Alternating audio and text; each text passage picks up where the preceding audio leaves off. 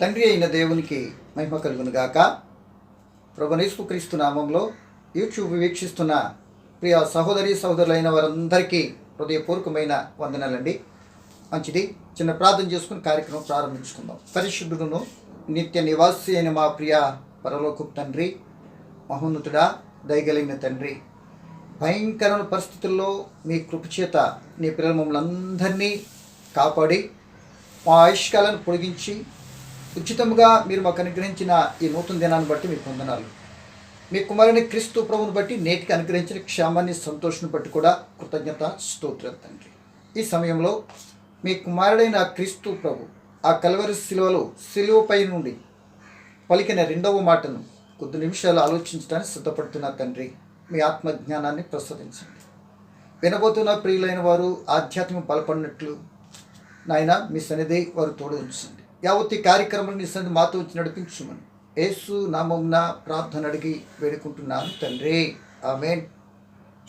మంచిదండి ప్రియ దేవుని పిల్లలారా, దేవుని యొక్క మహాకృపను బట్టి ఈ విధంగా మరొక పర్యాయం ఈ విధంగా కలుసుకుంటే దేవుడు నాకు ఇచ్చిన కృపను బట్టి దేవుని వందనాలు తెలియజేసుకుంటున్నానండి. ఈ సమయంలో ప్రియమైన వాళ్ళరా, క్రీస్తు ప్రభు ఆ కల్వరి శిలువలో పలికిన రెండవ మాటను కొద్దిగా ఆలోచించడం ప్రయత్నించేద్దాం. ఆ మాటలో ఉన్న పరమార్థం ఏంటో, ఆ మాటలో ఉన్నటువంటి అంతరార్థాన్ని అర్థం చేసుకుని అది మన జీవితానికి అప్లై చేసుకుని ఇతరులకు సప్లై చేసేటట్టుగాను, లేకపోతే మన దైనందిన జీవితంలో ఆధ్యాత్మిక స్థితిలో ఆయన చిత్తమే విరిగి ప్రవర్తించటానికి ఉపయోగకరంగా ఉన్నట్లుగా కొద్ది మాటలు శ్రద్ధగా వినటానికి మనమైతే ప్రయత్నించేద్దామండి. మరి వాక్యం చదువుకొని మరి యొక్క మా మెసేజ్లోనికి వెళ్ళడానికి సిద్ధపడదాం. లూకా రాసిన సువార్త 23వ అధ్యాయము మరి 42, 43 వచ్చిన నేను చదువుతున్నానండి, దయచేసి గమనించండి. లూకా రాసిన సువార్త 23, 42, 43 వచనాలండి. ఆయనను చూచి, యేసు, నీవు నీ రాజ్యంలోనికి వచ్చినప్పుడు నన్ను జ్ఞాపకం చేసుకొను అనెను. అందుకు ఆయన వానితో, నేడు నీవు నాతో కూడా పరదైసులో ఉందువని నిశ్చయముగా నీతో చెప్పుచున్నాను అనెను. మంచిది ప్రియ దేవుని పిల్లలారా, ఇక్కడ విషయాన్ని మనం గమనించుదాం. ఈ యొక్క మాట పలకటానికి మొట్టమొదట మాట కానీ లేకపోతే ఈ మాటకి తావే లేదండి. అంటే యేసు ప్రభు సిలువలో మొట్టమొదటి మాట పలకకపోతే ఈ రెండవ మాటకి స్థానం లేదు, ఛాన్స్ కూడా లేదండి. ఎందుకంటే అప్పటికి యేసు ప్రభు ఉన్న స్థితిని బట్టి చుట్టూ ఉన్నటువంటి వారు హేళన చేశారా, అవమానపరిచారా, మొక్క మీద ఉమ్ము ఊసారా, పిడిగుద్దులు గుద్దారా, ఇటు భయంకరంగా కొట్టి సిలువ వేసిన ప్రజలందరి మధ్యన హేళన పాలవుతూ మరి నిందారూపమైన పరిస్థితిలో ఉన్న యేసు వాళ్ళందరినీ చూచి వారు అడగకపోయినా క్షమించాడు. తండ్రి, వీరేం చేసిన వీరు ఎరుగరు కనుక క్షమించు అనే మాట పలకబట్టి ఇదిగో రెండో మాటకి ఛాన్స్ వచ్చిందండి. ఎందుకు అంటే అప్పటికి అదే శిక్షలో ఆ గొల్గోతా కొండపై 3 సిలువలు మనకి కనబడుతున్నాయి. యేసు ప్రభు అక్రమకారుడిగా ఎంచారు కనుక బందిపోటు దొంగల నడుమ ఆయన సిలువేశారు. ఇట్టి స్థితిలో ఉన్నప్పుడు ఆ మొదటి పాట పలకగానే ఇదిగో రెండవ మాట యేసు అంటే ఆయన యేసు వైపు ఆ రెండవ వైపున ఉన్న దొంగ చూచి, ఆయన వైపు చూచి అంటే దాని అర్థము ఎవరైతే దేవుని వైపు చూస్తారో, కీర్తనకారుడు అంటాడు, వారికి వెలుగు కలిగిందట. అంటే వారు చీకటి బ్రతుకులో నుండి వెలుగులోనికి వస్తారు అని భావం. మరొక మాటగా చూస్తే జక్కయ్య మరి తన బ్రతుకులో యేసును చూడాలి అనుకుని వెళ్ళాడు. యేసే నన్ను చూసేవిగా నడు, మీ ఇంటికి వచ్చేస్తాను. ఇంటికి వచ్చేటప్పటికి ఆయనలో ఉన్నటువంటి మోసపూరితమైనటువంటి జీవితం అంతా పోయింది, రక్షణ వచ్చింది. ఆయన అబ్రహాంకి కుమారుడైపోయాడు. ఇప్పుడు కూడా సిలువలో దొంగ యేసు వైపు చూస్తున్నాడు. చూసి నన్ను జ్ఞాపకం చేసుకో అని అన్నాడు. బాగా గమనించాలి. నన్ను జ్ఞాపకం చేసుకో అని అనగానే మొత్తం మీద ఆయనకి యేసు ఒక వాగ్దానం చేస్తాడు. ఈ మాటని వాగ్దానపు మాట అని మనం అనుకోవచ్చండి. కానీ అందుకే నేను టైటిల్ కూడా అదే పెట్టాను. రెండవ మాట వాగ్దానపు మాట అని టైటిల్ అండి. కనుక ఇప్పుడు నాకు కావాల్సిన మనం ఆలోచిస్తున్న మాట ఏంటంటే నన్ను జ్ఞాపకం చేసుకో అంటున్నాడు. అంటే ఈయన ఏమంత ఘనుడండి, ఏమంత మంచి కార్యాలు చేస్తాడు. ఈయన బ్యాక్గ్రౌండ్ చూస్తే, అక్కడ చెప్పబడిన మాట చూస్తే ఆయన బందిపోటు దొంగ, అనేక మనసులు విరిచాడు, అనేక మంది దోసుకున్నాడు. మరి ఇంత కఠినమైన శిక్షలో ఉన్నాడు అంటే భయంకర నేరస్తుడనే కదా. ఆ నేరస్తుడు ఆ యేసు ప్రభుతో పాటు ప్రక్కనే ఆ నేరాన్ని దానికి శిక్ష అనుభవిస్తూ, బందిపోటు దొంగగా ఉండి శిక్ష అనుభవిస్తూ యేసుని నన్ను జ్ఞాపకం చేసుకో అంటున్నాడు. బాగా గమనించాలి. దీనికి ఎక్కడిదంత ధైర్యం, అసలు ఎలా అనగలుగుతున్నాడు అంటే యేసుని గురించి ఆ మొట్టమొదటి మాట ఎప్పుడైతే విన్నాడో, ఆ యేసు వైపు ఎప్పుడైతే చూచాడో, ఆయన పలికినటువంటి మాట తన హృదయాన్ని తాకింది. ఎందుకో తెలుసా? అంతగా కొట్టినటువంటి వారినే ఈయన క్షమించాడు అని అంటే ఈయన ఏ తప్పిదము చేసినటువంటి వాడిగా నాకు అనిపించట్లేదు అని ఒక మనసులో ఒక తీర్మానానికి వచ్చినట్టుగా నా భావన. అప్పుడు ఏమంటాడంటే, ప్రియమైన దేవుని పిల్లలారా, అక్కడున్న ఆ సందర్భాన్ని కొద్దిగా మనం క్లియర్గా ఆలోచించేస్తే ఆయనని జ్ఞాపకం చేసుకోవాలి అంట. చాలా పర్యాలు భక్తుల జీవితాల్లో ఆయన జ్ఞాపకం చేసుకున్నటువంటి వారు ఉన్నారు. ఏమండి, అంటే దేవుని జ్ఞాపకం చేసుకుని వారు ఉన్నారు. జ్ఞాపకము చేసుకోండి మా స్థితిని అని అడిగిన వారు కూడా ఉన్నారు. ఆ కోవలో ప్రేమ దేవుని పిల్లలరా మనం చూసినట్లయితే ఇప్పుడు షారా కానీ, రాహేలు కానీ, రిబ్హాము కానీ, వీళ్ళందరూ కూడా కొన్ని వారికి అవసరం బట్టి మమ్మల్ని వారిని దేవుడు జ్ఞాపకం చేసుకున్నాడు. వారికున్న లోటును పూడ్చి మొత్తం మీద గొప్పవానిగా చేశాడు. కనుక ఇక్కడ కూడా మాట్లాడుతున్న మాట నన్ను జ్ఞాపకం చేసుకుని అంటున్నాడు. ఒకవేళ దేవుడు మనల్ని జ్ఞాపకం చేసుకున్నా, మనము దేవుని జ్ఞాపకం చేసుకున్నా ఒక రకంగా మనకే మేలుకరంగా ఉండటానికి అవకాశం ఉంటుందండి. ఇక్కడ చెప్పబడుతున్న మాట, యేసు ప్రభు కూడా ఈ యొక్క గెత్సెమనే తోటకు ముందుగా ఆయన చెప్పిన మాట ఏంటంటే, నన్ను జ్ఞాపకం చేసుకుంటానికి ఇది చేయండి. ఏది? ప్రభురాత్రి భోజనాన్ని ఇది కంటిన్యూ చేయండి. అప్పటికి ఇశ్రాయేల్కి సంబంధించినట్టుగా పస్కా ఉండేది, దానిగా నేను బలైపోతున్నాను కనుక ఇప్పుడు మీరేం చేస్తారంటే నా శరీరాన్ని, నా రక్తాన్ని త్రాగాలని ఒక న్యూ ప్రోగ్రామ్ ఆయన స్టార్ట్ చేసి నన్ను జ్ఞాపకం చేసుకోండి అంటే, ఈ సిలువలో దొంగ ఏమంటున్నాడు? ఆయనతో నన్ను జ్ఞాపకం చేసుకోండి అంటున్నాడు. బాగుంది కదా నా ప్రియమైన వర్లరా. ఆయనకి అంత డేర్నెస్ సెకండ్ వచ్చింది. అసలు కనీసము అంతకు ముందు ఈ ప్రజలందరితో పాటుగా సులు మీద ఉన్న యేసుని ఈ యొక్క కుడి ఎడవైపులు ఉన్నటువంటి ఈ బందిపోటు దొంగలు కూడా ఆయన దూషించినటువంటి ప్రబుద్ధులే. కానీ ఈ మాట పలికేటప్పటికీ, క్షమాగుణంతో పలికేటటువంటి మాట పలికేటప్పటికీ ఆయనలో ఒక తెలియనటువంటి ఒక అంతర్యుద్ధం స్టార్ట్ అయిపోయింది. నిజమే, ఆయన ఏ తప్పిదం లేనటువంటి వాడంటూ అక్కడ తోటి వ్యక్తిగా దొంగకున్నటువంటి మొదటి దొంగతో ఆయన చాలా విషయాలు మాట్లాడుతున్నాడు. ఆ మొదటి దొంగ అప్పటికి హేళన చేస్తున్న తీరులో అప్పటికి మొదటి మాట యేసు చెప్పేసాడండి. ఆ సందర్భంలో ఈ మొదటి దొంగతో రెండవ దొంగ చెప్తున్న మాట ఏంటంటే, ఆ మొదటి దొంగ యేసు నిన్ను నువ్వు రక్షించుకొని మమ్మల్ని రక్షించు. యేసుతో ప్రారంభము నుండి పరిచర్య ప్రారంభం నుండి ఇదే తగలాటం అండి, ఇదే గొడవండి. దుష్టులతో ప్రారంభమైంది. అలా దుష్టుడు అనేక మంది అనేక మంది నాయకులను, కుటుంబీకులను అందరినీ వాడుకొని యేసును ప్రశ్నల వర్షంతో కురిపించినట్లుగా మనం చూస్తూ ఉంటాం. ఆయన జీవితం అంతా 3.5 సంవత్సరాలు పరిచర్యలు. ఇదిగో చివరాంకంలో కూడా పలుకుతున్న మాటలు ఇవే. ఏమని? నువ్వు క్రీస్తు కదా, ఇదిగో నువ్వు రక్షించుకో, అందరిని రక్షించమన్నట్టుగా హేళనతో కూడిన మాట మాట్లాడుతున్నారు. ఎందుకీ మాట చెప్తున్నారంటే, దుష్టుడు కూడా అలాగే, నీకు ఆకలిగా ఉంది కదా, నాకు తెలుసు నీకు ఆకలిగా ఉంది, 40 దినాలు ఏమీ తినలేదు, ఇదిగో ఈ రాళ్ళు రొట్టెలు చేసుకుని తిను, బోడి సలహా. అంటే నువ్వు చెప్పినంత మాత్రం తినేస్తే నీ మాట తినేస్తారా? అంటే 40 రోజులు కాపాడితే 41 రోజులు కాపాడలేడా అనే నిరీక్షణ ఆ 40 రోజులు కాపాడిన దేవుని మీద ఉండాలి. కానీ ఎవరో అప్పటికప్పుడే వచ్చి చెప్పేసి రాళ్ళు రొట్టెలు చేసుకుని తినమంటే తినేస్తారా? అలాగే మెలకు కలిగి అప్పటికైనా వాక్యంతో నింపబడ్డాడు కనుక, అంటే దైవ సంబంధమైనటువంటి వాక్యం ఆయన హృదయంలో ఉంది కనుక వాక్యంతో దుష్టుని జయించాడు. అందుకే దావీదు అంటాడు 119వ కీర్తనలో, నీ వాక్యము నా హృదయంలో ఉంటే నేను పాపం చేయకుండా ఉంటాను కదా అంటాడు. కనుక ఉండాలి, వాక్యం ఉంటేనే జయించగలుగుతాం. అప్పుడు యేసుని అప్పుడు ఆ యొక్క మొదటి దొంగ నిందిస్తుంటే ఈ రెండవ దొంగ పలికిన మాట ఏంటంటే అతన్ని గద్దించాడు. ఎందుకు గద్దించాడు?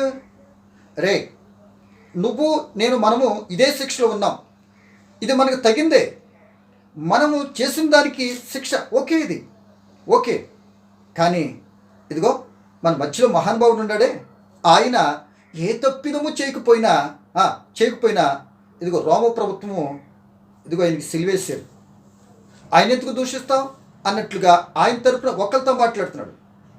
ఆయన తరపున మరి ఆయన ఒక ఎందుకు హేళన చేస్తున్నాం అన్నట్లుగా అదే శిక్షలో ఉండి మనం చేసిన శిక్ష అనుభవిస్తూ ఆయన చేయని దానికి శిక్ష అనుభవిస్తున్నటువంటి ఆయన్ని అంటావా అన్నట్లుగా గద్దించాడు. ఇక్కడ ఒక విషయం గమనించాలి, గద్దించాడు అంటే నా ప్రియమైన దేవుని పిల్లలారా, అక్కడ ఆయన ఆ మొదటి దొంగతో అంటాడు, దేవునికి భయపడవా అంటాడు. అంటే ఈయనకు ఒక భయం వచ్చింది, క్షమించే గుణము ఆ మాట వినగానే ఈయనలో ఒక తెలియని ఆనందం వచ్చింది. ఆ మాట వినిన తర్వాత అక్కడ అందరూ విన్నారు, ఇదిగో ఈ మొదటి దొంగ కూడా విన్నాడు. ఎవ్వరి మనసు కదించబడలే, కరుడుగట్టిన రాయిల్లాగా క్రూరత్వంతో వెళ్ళగరక్కుతూ ఆయన అంతవరకు ఆ రోజంతా కూడా కొట్టి సిలివేసిన వాళ్ళు పగ చల్లారలేదు, ఇంకేం చంపాలి, ఇంకా మాటలతోనే కూలి చేసేలాంటిగానే మాట్లాడుతున్నారు. అటువంటి వారినే క్షమించాడంటే ఇప్పుడు నన్ను క్షమించాడంటావా? నిజమే, ఆయన వైపు చూడగానే ఆ ప్రేమతో పలికినటువంటి మాధుర్యము ఆయన ముఖంలో కనబడిందేమో ఆయనకి. ఆ పలికిన తీరు చూడగానే ఒకలాంటి తన స్థితి బయటపడిపోయింది, తనేంటో అర్థమైపోయింది. ఎందుకో తెలుసా? అద్దం దగ్గరికి వెళ్తే మన బ్రతుకు మన ముఖం మీద ఏముందో మనకు తెలిసిపోద్దండి, అద్దం వైపు నువ్వు చూస్తే. అలాగే ఆ వాక్యం అర్థం కనుక ఆ యేసును చూసేటప్పటికి తన స్థితి ప్రస్ఫుటంగా కనబడినట్లుగా ప్రియమైన వాళ్ళరా, ఆ సందర్భంలో తన మనస్సు కదిలించబడింది. తన మనస్సు కదిలించబడిన తర్వాత అప్పుడు ఆయన గురించి మాట్లాడుతున్న మాట, అప్పటికి ఎంతోమంది ఆయన హేళన చేస్తున్నా, నిందిస్తున్నా, దూషిస్తున్నా, అవమానపరుస్తున్నా వారిని ఎప్పుడు ఏ ఒక్క మాట కూడా వాళ్ళు ఎవరిని అనలే. కానీ తోటి దొంగను మాత్రము గద్దించి ఆయన్ని సరిచేయటానికి, నువ్వు దేవునికి భయపడవా అని అంటూ తనకు కూడా ఒక పాఠం చెప్పినట్లుగా మనకు కనబడుతుంది. అంత మాత్రమే కాకుండా తన జీవితమే నేటి క్రైస్తవానికి ఒక చక్కని గుణపాఠంగా మనం తీసుకున్నాలండి. ఆయన వెంటనే ఈయన భయపడ్డాడు, ఆయన బట్టి ఆ మాట వినగానే ఈయన స్థితి ఏంటి అర్థం చేసుకున్నాడు, ఈ శిక్ష ఎందుకు అనుభవిస్తున్నారో గ్రహించాడు. తాను ఇటువంటి శిక్షను తప్పించబడాలి అంటే ఇదిగో ఈయన మాత్రం కరెక్ట్, ఈయన మాత్రమే క్షమించగలడు, ఎందుకంటే ఇప్పుడు తను ఎదురుకుండా కొట్టినటువంటి వారిని క్షమించేశాడు కదా అని తన మనసంతా కూడా పిండపడిపోయినట్లుగా కనబడుతుంది. నా ప్రియమైన సోదరుడా, సహోదరి, ఆ ఎదుటి వ్యక్తిని గద్దించినా ఈ శిక్ష న్యాయమే, తనకు పడిన శిక్ష న్యాయమే, నీ చేసిన దానికి వచ్చింది కరెక్టే, రోమ ప్రభుత్వం కరెక్ట్ చేశారు, కానీ యేసు విషయం తప్పు చేశారు, నీతిమంతుణ్ణి శిక్షించారు అంటున్నాడు. అంటే అది వాస్తవం కదా, చక్కటి మాట పలికాడు. ఎందుకు? పిలాతుకు తెలుసు యేసు నీతిమంతుడని, తన భార్యకు తెలుసు నీతిమంతుడని, హేరోదుకు తెలుసు నీతిమంతుడని, యూదులకు తెలుసు, సిలువేసిన యూదులకి అబద్ధ సాక్ష్యాల గదిలో పలికి తీసుకొచ్చింది వాస్తవం లేదు కదా.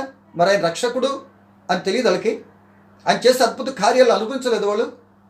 కానీ వాళ్ళు పంతానికి నీతిని అవినీతిమయంగా తీసుకెళ్ళి శిలువకు అప్పగించారు కదా. ఇంత ఆ స్థితిలో ఉండి కూడా వాస్తవం పలికాడు. ఇది వీళ్ళ ముగ్గురు మధ్యన జరుగుతున్న స్టోరీ. ఇది బయటకు వస్తే మరి ఎలా ఉండేది నాకు తెలియదు కానండి అనుకుంటున్నా.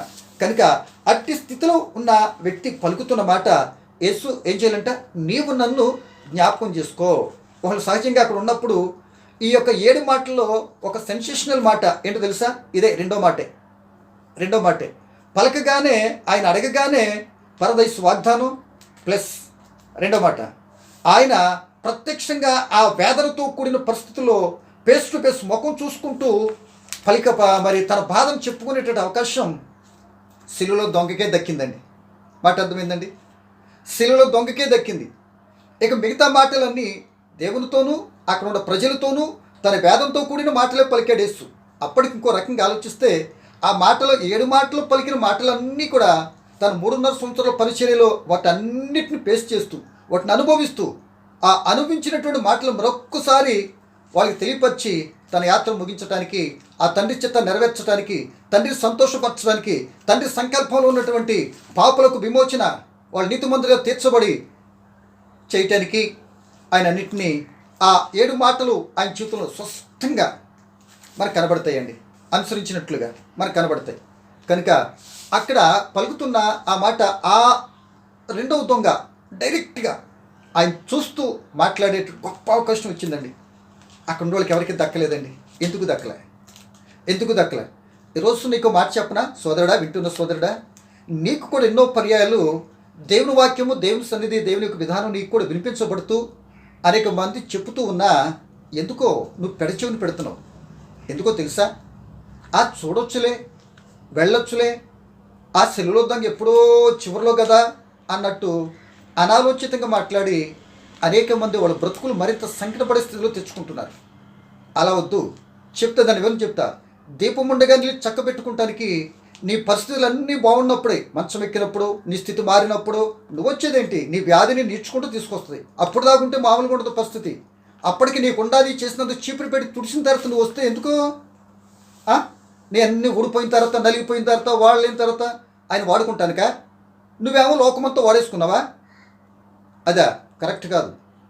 నీకు ఆయుష్ ఉండగానే, దేవుడు చెప్పిన యవ్వన ప్రాయంలో ఉండగానే దేవుని కాడి మోసేటటువంటి వ్యక్తికి మేలు అన్నాడు. కానీ ప్రియదేని బిడ్డలారా, అలా ఉంటే వృద్ధాప్యంలో నిన్ను మోస్తాడు ఆయన. నువ్వు ఆయన కాడిని మోస్తే వృద్ధాప్యంలో నీ కాడిని మోసేటటువంటి అవకాశం అనేక మంది నీకు ఏర్పాటు చేస్తాడు. దట్ ఈస్ దేవుని యొక్క ప్రాసెస్. కనుక ఇప్పుడు నాకు కావాల్సింది అక్కడ ఉన్నటువంటి పరిస్థితిలో ఆయనతో మరొక్కసారి చెప్తున్నా, అంత దగ్గరగా మాట్లాడే తీరులో ఆయన పలికిన మాటను బట్టి తిని హృదయమంతా ఆ యొక్క అంతర్యుద్ధం పోరాటం ప్రారంభమైపోయి ఆ యేసు తరపునే పనిచేయడానికి ఇష్టపడిపోయాడండి. తన బ్రతుకును మార్చేసుకుని ఆయనను ఎక్కడికి ఆలోచించాడంటే ఈ భూ సంబంధమైన విషయాలు అన్నీ చేసుకున్నప్పుడు ఈయనకు వచ్చిన ఫలితం ఏంటి? భూ సంబంధం దొంగగా దోపిడీలు ఎన్ని చేసుకుంటే ఫలితం ఏమొచ్చింది? ఇదిగో సిలువ శిక్ష వచ్చింది. ఇదిగో ఇటు తీసుకొచ్చి ఇక్కడ పడేశారు. కనుక మరి దీని ద్వారా ఉపయోగం ఏంటి? నేను ఎంత చేస్తుంది అలాగ వచ్చిన ఫలితం వచ్చింది సిలువ శిక్ష, భయంకరమైన శిక్ష, వేదన. మరి దీన్ని తప్పించబడాలంటే ఎలా? ఇప్పుడు తప్పించడానికి నేను వచ్చాను, నేను క్షమిస్తున్నాను అన్నాడు కదా. ఒకళ్ళు నా కూడా క్షమిస్తాడు అనేటువంటి భావనతో ఈయన ఏం చేశాడంటే, ప్రేమ దేవుని పిల్లలరా, ఆయన ఆశ్రయించాడు. అవకాశం అందరికీ వచ్చింది, కానీ ఈయన సద్వినియోగపరుచుకున్నాడు. లోకంలో అందరూ వింటున్నారు, కానీ నీ గ్రామంలో దేవుని సువార్త, యేసుక్రీస్తు సొంత రక్షకుడని, నీ పాపమును విమోచించగలిగిన, నీకు బ్రతుకులో నెమ్మదినివ్వగలిగిన, సమస్తం సాధ్యపరిచి నిన్ను అందలాలెక్కించగలిగినటువంటి వాడు, నువ్వు లేని స్థితిలో నువ్వు ఉన్నత దశ సింహాసనం ఎక్కించి కూర్చుంటగలిగిన సర్వశక్తిమంతుడు అని ఎంతమంది చెప్తున్నా నువ్వు వినకుండా ఉన్నావనుకోండి, ఇదిగో మద్దతు దొంగలో ఉన్న పరిస్థితికి నీకు పెద్ద తేడా ఉండదు. అవకాశం వచ్చిందని జారవించుకుంటే పరిస్థితి ఎంత అధ్వానంగా తయారవుతో మనందరికి తెలియదు కాదు. అదే ఎప్పుడో వస్తాం కాదు, ఇప్పుడు రా, నువ్వు ఉన్న స్థితిని రావడానికి ప్రయత్నించి.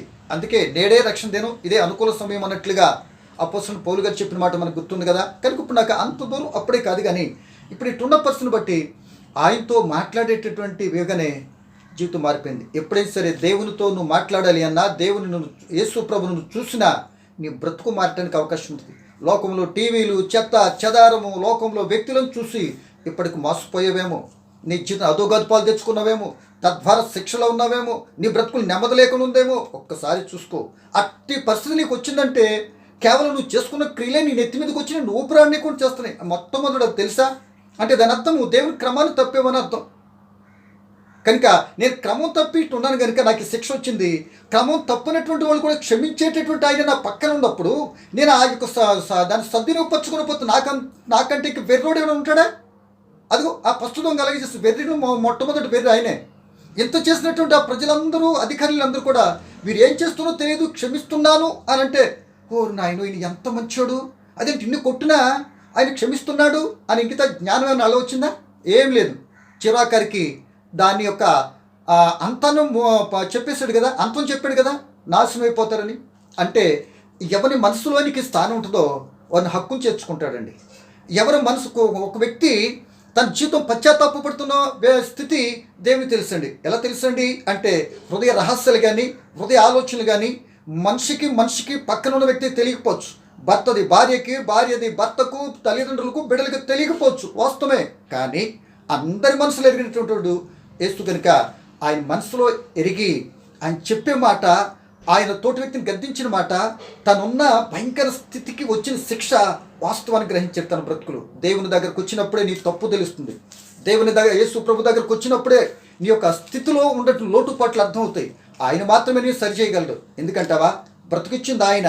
ఆయన నీకు బ్రతికిస్తే నీ ఇష్టం వచ్చి నువ్వు అనుకున్నట్టు బ్రతికే కనుక ఇట్టి సమస్యలు మరలా సరి చేయబడాలంటే తిరిగి ఎక్కడికి రావాలో తెలుసా? మనిషి దేవుని దగ్గరికి, యేసు దగ్గరికి వస్తేనే, క్షమాగుణం కలిగి ఉంటేనే రాబోయే నరకపు శిక్ష నుండి ఇప్పుడున్న పరిస్థితిలో నెమ్మది కలిగి ఆయన కొరకు జీవించడానికి అవకాశం దొరుకుతుంది. ఈ మంచి అవకాశం, గొప్ప ఛాన్స్ తన మనసులో ఆయనతో నిండిపోయింది కనుక వెంటనే ఆయన ఏం చేశాడు? నేడు నీవు నాతో కూడా పరదైసులో ఉండు అని శాంక్షన్ చేశాడు. అంటే ఒక పాపి పశ్చాత్తాపడి ఆయన దగ్గరకు వస్తే హక్కును చేర్చుకుంటాడు. తన హృదయ పరివర్తన వస్తే వెంటనే దగ్గర తీసుకుంటాడు. అందుకే మరి ఒక వ్యక్తి, ప్రియ దేవుని పిల్లలారా, అందుకే యేసు ప్రభు ఈ విషయం చెప్పాడు. 99 మంది అవినీతిమంతులుగాను, అంటే నీతి లేనటువంటి వారు పోయినా ఒక్క పాపి కానీ రక్షణ పొందుకొని ఆయన ఇది చేస్తే తండ్రి సంతోషిస్తాడు కదా. ఆ బాధలో ఉండి అంత ఇదవుతున్నా, ఎస్, నేను పలికిన మాట ఒక వ్యక్తి బ్రతుకును మార్చింది అని ప్రియమైన ఆ యేసు కూడా మరి ఆయన హక్కును చేసుకొని వాగ్దానం చేశాడు. ఆయన అడిగింది ఏంటి? ఇప్పుడు సిలువ శిక్షలో ఉన్నాడు ఆయన కూడా మధ్యలో ఉన్నాడు.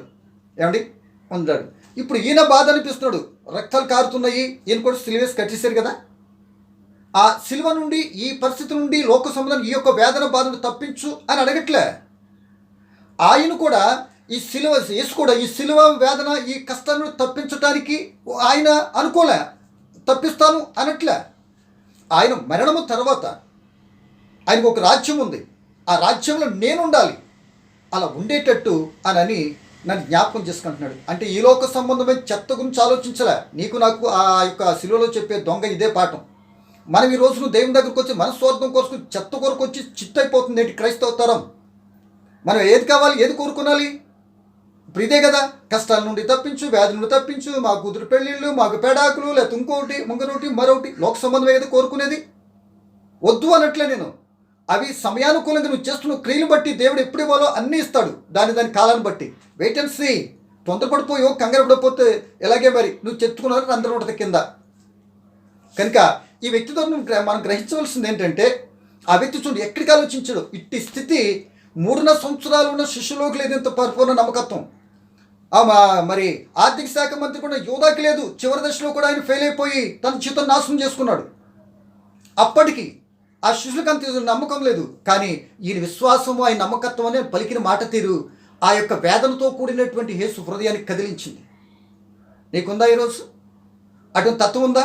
అప్పుడు వెంటనే ఎప్పుడో వచ్చే రాజ్యంలోనికి నేను ఈ విధంగా చనిపోతానికి సిద్ధపడుతుంటే నాకు ఒక రాజ్యం ఉంది, అది నీకు తెలుసు, ఆ రాజ్యంలో నువ్వు ఉండాలి అని అనుకుంటున్నావా? వా, వాట్ ఏ ఫ్యూచర్ ప్లాన్. అంటే అంత భవిష్యత్తులో అది అంటే ఈయన ఎవరై ఉంటాడు ఇక్కడ? ఈ యొక్క దొంగ ముందే చెప్పాను కదా, మొన్న సిలువ దగ్గర ఉన్నప్పుడు ఆ యోధా ప్రాంతానికి చెందినటువంటి వాడు, గలలీ ప్రాంతం చెందిన ఒక వ్యక్తి. ఎందుకంటున్నానంటే, ఒకవేళ ఇలాగా ఇంకో రకంగా మీరు మాట్లాడితే, రోమ ప్రభుత్వం వారు ఎవరు కూడా రోమ పౌరసత్వం కలిగినటువంటి వారిని అది సిలువ శిక్ష వేయరండి. వాళ్ళ డాక్టరీన్ రూలు అది యూదులు మిగతా చుట్టుపక్కల ఉండనుకో మస్తు వేసేస్తారు. యేసు యూదుడు కనుక తీసుకెళ్ళి ఆయన నిర్దాక్షిణ్యంగా ఏ పాపం లేకపోయినా చిట్టా ముగించడానికి ఇష్టపడ్డారో దేవుని సంకల్పంలో భాగం పక్కన పెట్టండి. ఇప్పుడు నాకు కావాల్సింది ఈ వ్యక్తి ద్వారా నువ్వు నేను నేర్చుకోవాల్సింది ఏంటంటే, ఆయన తరపున ఆయన పశ్చాత్తాపం కలిగిన వ్యక్తిని దేవుడు ఎప్పుడు విడిచిపెట్టడు. కనుక దీన్ని బట్టి ఇప్పుడు చాలామందికి ఇక్కడ ఒక దరిద్రపు ఒక ఆలోచన ఒకటి ఉందండి. కొద్ది 2 నిమిషాలు ఎక్కువైనా కొద్దిగా గమనించండి, కొద్ది మాటలు ఎక్కువైనా దీని వివరణ మీకు తెలుసుకుంటే ఈరోజు ఒక సరికొత్త సత్యాన్ని, ఒక వాస్తవాతీతాన్ని, ఇంతవరకు అనేక పర్యాలు దాసులు గొప్పవారు ఎన్నో మాటలు చెప్పుంటారు. దీనుడైన నేను చిన్నవాడిగా చెప్తున్న కొద్ది మాట కూడా మీ మనసులను ఆలోచింప చేయాలి. దేవుని వాక్యం వింటుంటే నీలో ఆశలు రేకెత్తకూడదు, కానీ దేవుని కొరకు ఆసక్తి కలిగి ఎలా బ్రతకాలని ఆలోచన రప్పించాలి. ఇది ప్రసంగం. ఇది దేవుని మాటలు చెప్పే తీరులో ఒక దైవజనునికి ఉండవలసిన లక్షణం. నీలో ఆశలు రేకెత్తిస్తామంటే నీకే అర్థం కాలేదని అర్థం. కనుక అలా కాదు. ఇక్కడ చెప్తున్న మాటను బట్టి ఆయన పలికింది, ప్రియమైన వర్లరా అంతా చెప్పి నేడే నీవు నాతో ఉంటావన్నాడు. అన్నాడు, యేసు చనిపోయాడు. అన్నాడు, ఈయన అడిగాడు, ఈయన చనిపోయాడు. మరి చనిపోయాడు కనుక తీసుకెళ్తానన్నాడు కనుక ఇప్పుడు యేసు ప్రభు ఆయన చెప్పాడు, నేడే నువ్వు నాతో పరదైసులో ఉంటావు అని అడిగితే లోకంలో మనుషులు, ఈ యొక్క తెలుగుగలవాళ్ళు మహాజ్ఞానులు అడిగే మాట ఏంటంటే, ఆయనకి బాప్తిసం లేదుగా ఎలా వెళ్తాడు పరదైస్కి? వెళ్ళకూడదా అంటే ఆ యేసు ప్రభు ఆయన తీసుకొని వెళ్ళటము నీకైనా బాధ? నీకైనా బాధ? ఆలోచించు ఒకసారి. ఆయన నువ్వు నాతో ఉంటావు అన్నాడండి, అన్నాడు. ఆయన తీసుకెళ్ళిపోతున్నాడు, ఆయన ఉంటాడు. ఇప్పుడు కందగలేని దూరత కత్తిపెట్టుకు ఎందుకు? ఒకళ్ళని తెలుసుకున్నా తెలుసుకోకపోయినా నీకు ఒరిగేదేంటి అంటే ఒకవేళ చాలామంది ఏమంటున్నారంటే, ఈ దొంగతో పోల్చుకొని బ్రతుకంతా వాళ్ళు ఇష్టం వచ్చినట్టు తిరిగేసేసి, వాళ్ళు అలా ఇష్టమని గట్టిగా తినేసేసి, ఇప్పుడు ఏ నలతో కలతో వచ్చిన తర్వాత అయ్యా బాబు ఎస్సయ్యా అయ్యా అయ్యా అని నడిస్తే నేను కూడా దొంగల క్షమించబడి పరదైసు తీసుకెళ్ళిపోతాడు అనేటువంటి భ్రమలో ఉండవా? ఎవరు చెప్పారు నీకు ఇది? ఎవరు చెప్పారు? అసలు ఆయనకి నీకు సంబంధం ఏంటి? ఆయనకి నీకు పోలికేంటి? అప్పుడు కాలం ఏంటి? ఇప్పుడు పరిస్థితి ఏంటి? అప్పుడు ఆ యొక్క సిలువలో ఉన్న దొంగ స్థితి ఏంటి? నీ స్థితి ఏంటి? నువ్వున్న పరిస్థితి ఏంటి? ఏమొద్దా? అయ్యో బేరేజ్ చేసుకోవా? అంటే ఒక అవకాశం ఉందంటే దాన్ని చూసుకుంటుమేనా? అందుకే ప్రియమైన దేవుని పిల్లలరా, అపోస్తలుడు పౌలు గారు మరి తిమోతితో మాట చెప్తాడు. ఏమని అంటే మాట చదువు చూడండి. అంటే సత్యవాక్యం సరిగ్గా విభజించేటట్టుగా ఉండాలి. అంటే ఇప్పుడు సిలువలో దొంగకిని నేటి తరానికి ఎటువంటి పోలిక లేదండి. అసలు ఆయన పోల్చుకుంటానికి అసలు కుదరదండి. అట్లా పోల్చుకుంటున్నామంటే నీకు భయంకర శిక్షలోకి వెళ్ళిపోతున్నామని అర్థం. అదే అర్థం కాకపోవటం నేటి అనేక మంది పిల్లలకి. ఇప్పుడు ఈ రోజున అర్థం చేసుకుని కొద్దిగా లేటెస్ట్గా మీ మనసును ఆలోచింప చేయాలని 2 మాటలు చెప్తాకి ఇష్టపడుతున్నానండి. ఓకే, చూడండి 2 తిమోతి పత్రిక 2వ అధ్యాయము 15వ వచనం నేను చదువుతున్నానండి. దేవుని ఎదుట యోగ్యునిగాను సిగ్గుపడనక్కర్లేని పనివానిగాను సత్యవాక్యం సరిగా ఉపదేశించువానిగాను నిన్ను నీవే దేవునికి కనుపరుచుకున్నట్టు జాగ్రత్తగా ఉండుము. చెప్పేటటువంటి పరిస్థితుల్లో దేవుని వాక్యాన్ని దేవుని ఎదుట చెప్తున్నాం కనుక, దేవుని వాక్యాన్ని దేవుని ఎదుట దేవోక్తులుగా బోధిస్తున్నాం కనుక ఒళ్ళు దగ్గర పెట్టుకొని చెప్పాలండి. అది నేనైనా మీరైనా మరొకరైనా. ఎందుకంటే ఆయన ఎదురుగుండా నేను చెప్తున్నావంటే ఇంకో మాట చెప్పిన ఎలాగంటావేమో, యేసు ప్రభు వాగ్దానం చెప్పిన మాట ఏంటంటే 2-3 తెలుసు కదా అక్కడ ఉంటానండి. వాళ్ళు అక్కడ ఉన్నప్పుడు వాళ్ళ మధ్యలో నువ్వు నేను మనం చెప్తున్నామంటే ఎవరి ముందు చెప్తున్నామని? అంతే కదా. కనుక సత్యవాక్యం సరిగా విభజించాలి అంటే పార్టిషన్ చేసుకోవాలి. రైట్లీ డివైడ్లీ అంటే రైట్గా అంటే కరెక్ట్గా మరి పార్టిషన్ చేసుకోవాలి. అంటే దాని అర్థం నోవాహు జలప్రలయం ముందు జరిగిందా సంఘటన, వెనక జరిగిందా, అబ్రహాము కాలంలోనా, లేదా ధర్మశాస్త్రం వచ్చిన తర్వాత, లేదా ధర్మశాస్త్రానికి ముందా?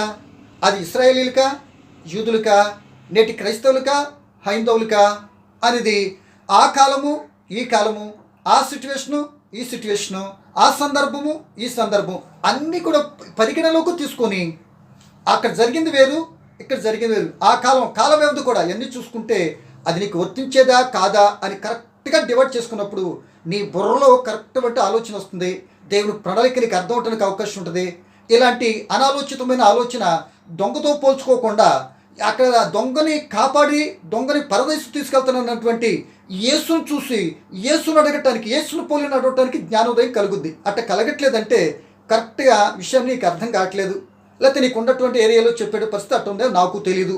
కనుక ఇప్పుడైనా ఆలోచించు అని ప్రభుని బట్టి అయితే నీకు ప్రేమతో నీకు తెలియపరుస్తున్నా. కనుక ఇంతకీ ఆయనకి ఇప్పుడు బాప్తిసం లేకపోతే వెళ్ళటానికి అవకాశం లేదా అని నీకు ఎవరు చెప్పారు? ఏమండి, ఇప్పుడు బాప్తిసం లేకపోతే సిలువలో దొంగ పరదేశికి వెళ్ళిపోతాడా? ఎలా వెళ్తాడు? మరి మనం బాప్తిసం తీసుకుంటేనే మనం వెళ్ళాలంటున్నాం కదా, మరి ఆయనకి ఎందుకు లేదు? ఏసెంట్ ఇలా చేస్తాడు, ఆయన కూడా పొందాడు కదా. అబ్బాబ్బా మామూలు ప్రశ్నోడు కదా. సరే ఓకే రైట్, నీ మాటకే వస్తున్నా. నేను కూడా చెప్తాను అది. నీకు నాకు బాప్తిస్మం పొంది క్రీస్తు రక్తం చేత విమోచింపబడి నీతి యథార్థత నడిచి కన్ను మూస్తేనే నెమ్మది పొందే స్థలం పరదేశకి వెళ్తాం.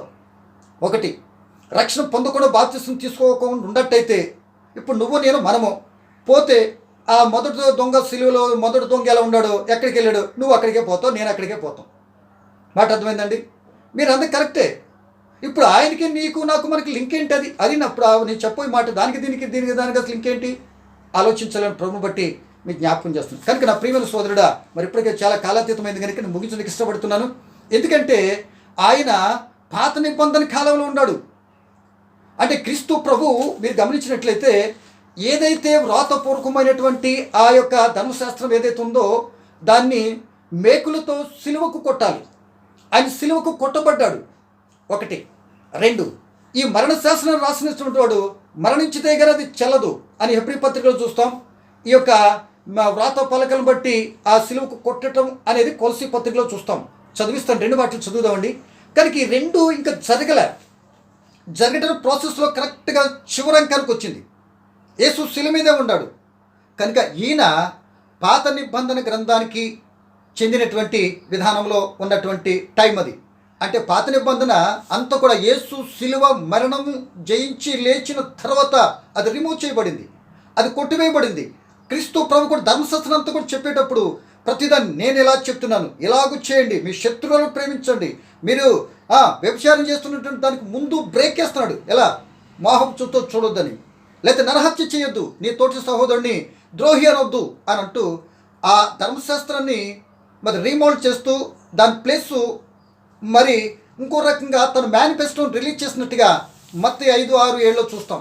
కనుక అవన్నీ కూడా నేను చెప్తున్నాను, నేను చెప్పేది చేయండి, నేను చెప్పేది అంటే అవతల చేయమని చేయొద్దనే కదా. అది ఎందుకుంది మరి? అలా చేయలేదు కనుక వాళ్ళకి వచ్చిన ప్రమాదం ఇట్టిది. ఇప్పుడు అలాంటి ప్రమాదమే పడకుండా ఉండాలి అంటే ఇప్పుడు నేను చెప్పేది చేయండి. అది యేసు చెప్పిన బోధలో సారాంశం. మాట అర్థమైందండి? కనుక ఇప్పుడు నాకు కావాల్సింది, ఇప్పుడు నేను బాప్తిసం తీసుకుంటే వెళ్ళడా అని నువ్వు అంటానికి అనర్హుడివి. దేవుని మాటను ధిక్కరిస్తావా? యేసు ప్రభువే నువ్వు నాతోనే తీసుకెళ్ళిపోతాను అని ఆయన అంటే ఆయన వెళ్ళిపోతే నీకు బాధ ఏంటబ్బా? నీకు బాధ ఏంటి? ఆయన తీసుకెళ్తే ఆయన అవకాశం అంటే అతను గ్రహించిన గ్రహింపు నీకు నాకు బుద్ధి తెచ్చుకోమని చెప్తుంది తెలుసా? నీకు నాకు నువ్వే స్థితిలో ఉన్నా సరే అంతగా దేవుని యొక్క చిత్తాన్ని అంత లోతుగా భవిష్యత్తులో ఆయన ఇవ్వబోయేదాన్ని చూడు, కానీ లోక సంబంధం చెత్త వైపు చూడొద్దని జ్ఞానం కలిగి భక్తి చేయని కూడా ఆ శిలువలో రెండవ దొంగ మనకి బుద్ధి జ్ఞానం నేర్పిస్తున్నాడు. తెలుసా? అసలు ఒక రకంగా చెప్పాలంటే ఆయన వెళ్ళడంటానికి ఇప్పుడు నువ్వు అక్కడికి వెళ్ళాలి వెళ్ళకూడదా అని నిర్ణయించేది ఎవరు? నువ్వా నేనా? లేకపోతే నువ్వు నేను తనుకోవటమా? కాదు కదా. కనుక ఆయన పాత నిబంధన కాలంలో ఉన్నాడు కనుక తప్పనిసరిగా ఆ యేసు ప్రభు ఇంకా మరణించలేదు కనుక మరణించక ముందే రక్షణ పొందాడు కనుక ప్లస్ మరణించక ముందే వాగ్దానం పొందాడు. వాగ్దానం చేసిన నమ్మదగిన వాడు. ఆయన ఇచ్చిపెట్టాడు కదా, మరి ఇచ్చిపెట్టాడు కదా. కనుక నా ప్రియమైన వాళ్ళరా, ఆయన చనిపోయినప్పుడు ఆయనతో పడిగిన పరదేశికి తీసుకుని వెళ్ళిపోయాడు. ఎవరు కూడా ఆపలేకపోయారు. ఇప్పుడు నీ ప్రశ్న ఏంటి అని అంటే ఈయన పాత నిబంధన కాలంలో ఉన్నాడు కనుక బాప్తిసం పొందకపోయినా వెళతారు అంటే సందేహం లేదు. ఇప్పుడు నీతిగా యథార్థతగా మనసాక్షితో బ్రతికినట్లయితే తప్పనిసరిగా ఆయన అంగీకరిస్తాడంటాడు. అపోస్తలుల గారు 14 మనం చూసినట్లయితే. ఇప్పుడు నాకు కావాల్సిన మాట ఏంటంటే, మరి ఇప్పుడు నేను కూడా బాప్తిసం తీసుకోకుండా వెళ్తాను అని అంటావా? కుదరదు. నువ్వు ఆ మెట్టి కాదు కదా, వాసన కూడా అక్కడ రావటానికి కూడా కుదరదు. షటప్ అండ్ గెట్ అవుట్ అంటాడు. ఎందుకని ఆయనకి నీకు ఉన్న తేడా ఏంటి? అది పాత నిబంధన కాలంలో ఉంది కనుక ఇప్పుడు 2 మాటలు అన్నాం కదా. మరి కొలసీ పత్రిక 2వ అధ్యాయము 13-14 వచ్చినోళ్ళేమో ఆ శిలువకు మేకలతో కొట్టానని ఆ వ్రాత పలకలు అని ఉంటుంది. హెబ్రీ పత్రిక 9వ అధ్యాయము 15-16-17 వచ్చిన వాళ్ళనేమో మరణశాసనం రాసిన వాడు మరణిస్తేగానే అది చెల్లుతుంది అంటుంది. కనుక ఇప్పుడు మరణము పాపం ద్వారా వచ్చింది. ఆ పాపానికి మూల్యం చెల్లించబడాలి కదా. చెల్లించడానికి ఆయన కొద్ది క్షణాల్లో కొన్ని గంటల్లో చనిపోతాడు, చెల్లబడుతుంది. అక్కడి నుండి జీవం మారిపోతుంది, అక్కడి నుండి పరిస్థితి మారిపోతుంది. ఇప్పుడు ఎలా చేయాలి అని యేసు ఒక గ్రేట్ కమిషన్ తీసుకురాబోతున్నాడు. దానికి దీనికి సంబంధం లేదండి, దీనికి అసలు సంబంధం లేదు. కనుక ఇప్పుడు ఇక్కడ తర్వాత ఇంకొక మాట, యేసు ప్రభు బ్రతికిన ఈ పరిచయం చేసినటువంటి దినాలలో బాగా గమనించాలి. ఆయన ఒక 2 మాటలు చెప్తానండి. పక్షవాయు కలిగిన వ్యక్తి యొక్క పాపాలు క్షమించాడు. 1. తన వ్యభిచారం పట్టబడి స్త్రీని క్షమించాడు. 2, తర్వాత ఇద్దరు ప్రార్థన చేయడానికి పరిశుద్ధ సుంకరి ప్రార్థనకి వెళ్ళినప్పుడు ఆ యొక్క పశ్చాత్తాపను బట్టి, అయ్యా ఆకాశం వైపు కన్నులెత్తడం నేను యోగుడిని కానండి అని అన్నాడు. అనగానే ఆయన నీతిమంతుడిగా తీర్చేసాడు. నీతిమంతుడికి వెళ్ళేది ఎక్కడికి? పరదైస్కి. ఇప్పుడు పాపం లేని వెళ్ళేది ఎక్కడికి? పరదైస్కి. మరి వీళ్ళు పరదైస్కి వెళ్తారా వెళ్ళరా?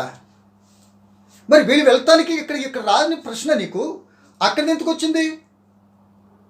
వీరు వెళ్తారా వెళ్ళరా? వెళ్తారు కదా, వెళ్ళాల్సిందే. ఆయన క్షమించాడు. మరలా వీళ్ళు తిరిగి ఎక్కడ పాపం చేశారు అన్నట్టు చరిత్రలో రాయబడలే బైబిల్లో. అంటే వాళ్ళు నీతిగానే బ్రతికారు.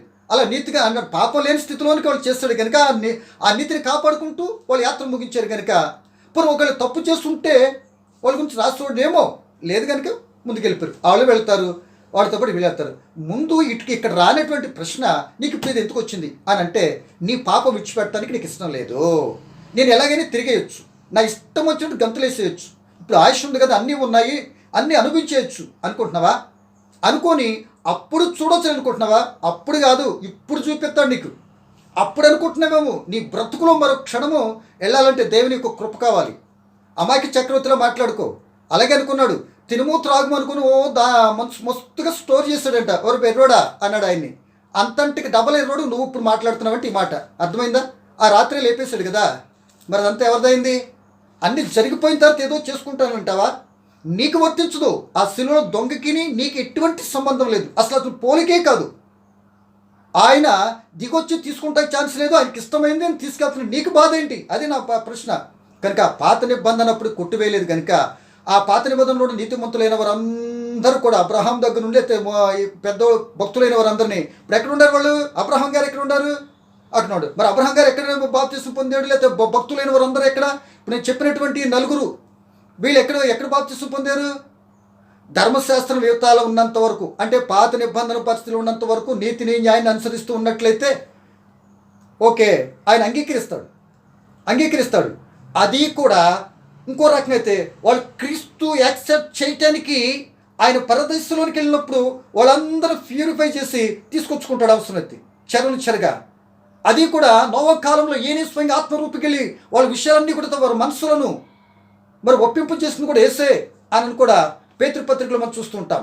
కనుక ఇప్పుడు నాకు కావాల్సింది ఏంటంటే వాళ్ళ పరలోకము ఆ పరదేశకి వెళ్ళటానికి ఆయన పోలిక కాదు.